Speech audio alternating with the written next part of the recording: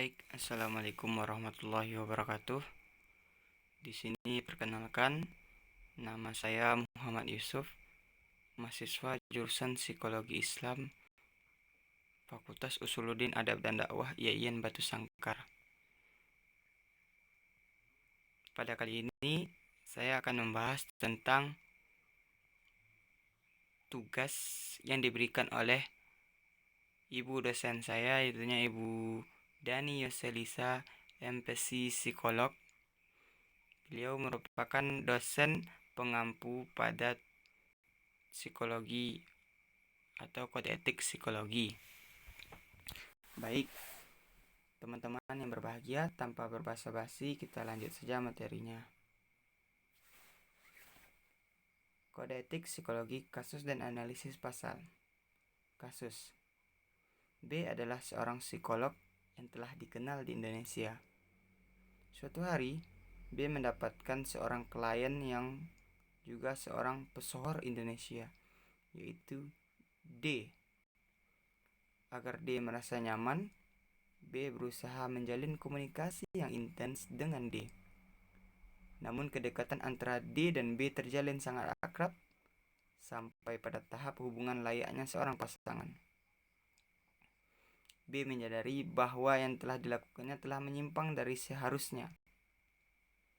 Namun B sengaja melakukan ini agar D tidak meninggalkannya begitu saja ketika jasa psikologi antara B dan D berakhir.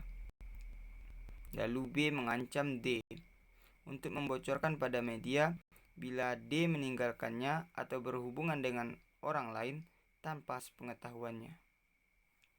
Baik, ini merupakan salah satu contoh kasus penyimpangan yang dilakukan oleh psikolog pada kliennya.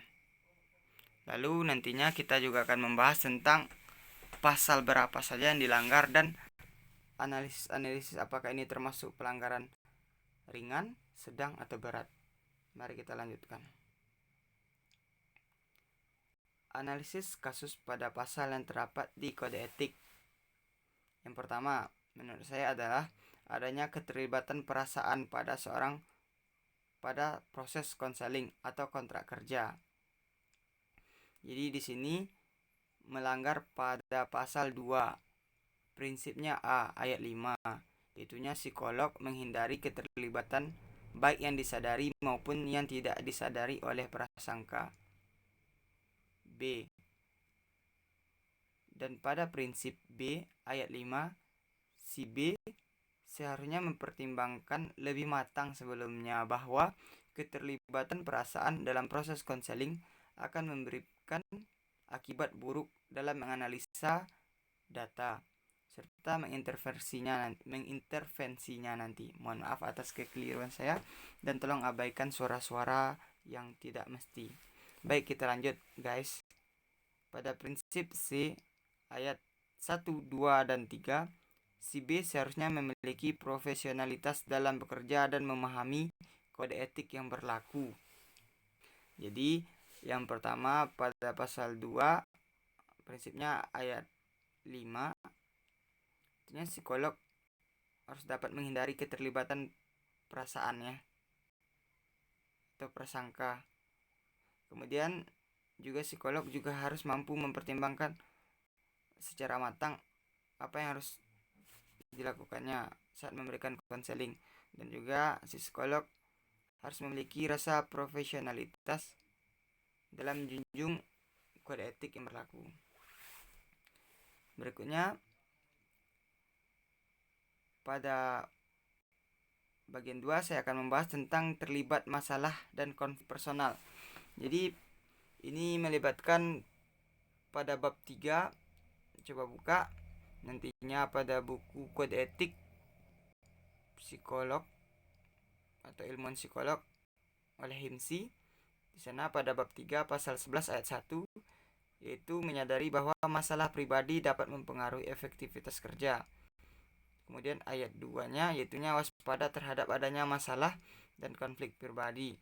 Bila hal ini terjadi, segera mungkin mencari bantuan dan melakukan konsultasi profesional untuk dapat kembali menjalankan pekerjaan secara profesional. B menyadari bahwa yang dilakukannya sudah melanggar kode etik. Harusnya si B dapat bersikap profesional dan mencari bantuan dengan teman sesama profesi agar tetap objektif. Jadi di sini jika nantinya selaku psikolog terjadi konflik personal, maka yang disarankan adalah sikap profesionalitas tetap ditanamkan dan kemudian mencari bantuan dengan teman sesama profesi agar tetap objektif. Jadi seorang psikolog juga membutuhkan teman ya. Berikutnya yang ketiga adalah hubungan menjemuk. Ini terdapat pada bab 4 pasal 16 ayat 1 poin A bahwa B selaku psikolog dalam waktu bersamaan memiliki peran sebagai psikolog dan juga sebagai pasangan. Jadi ini sudah merupakan dua hubungan, bukan hanya sebagai rekan kerja ataupun bidang pekerjaan, tapi juga sudah melibatkan hubungan di luar selaku peran psikolog. Baik, analisis saya yang keempat pada kasus ini adalah eksploitasi. Bagaimana? Pada bab 4 pasal 18 ayat 1 poin A, di sana memanfaatkan D agar tidak meninggalkannya merupakan suatu pelanggaran dalam eksploitasi terhadap klien. Pada ayat 2-nya, eksploitasi data, B tidak boleh menyebarkan data kepada pihak lain tanpa persetujuan apapun dari pihak D. Jadi di sini pada bab 4 pasal 18 ayat 1 poin A itu si B telah melanggar eksploitasi terhadap kliennya dan juga eksploitasi terhadap data dan nantinya akan berdampak kepada klien. Baik, sampailah pada kesimpulan. Di sini jika nantinya saya selaku saksi ahli dalam sebuah kasus yang terjadi seperti ini, jika diadukan oleh D, maka saya akan menyampaikan bahwa pada kasus ini B telah melanggar banyak sekali pasal dalam kode etik. Pelanggaran ini sudah termasuk pelanggaran berat karena secara sengaja si B memanipulasi tujuannya, proses maupun hasil yang mengakibatkan kerugian baik materi maupun psikis. Baik, mungkin itu saja dari saya. Akhirul kalam, billahi fisabilil haq wastabil khairat. Mohon maaf atas kesalahan ataupun kejanggalan guys. Assalamualaikum warahmatullahi wabarakatuh.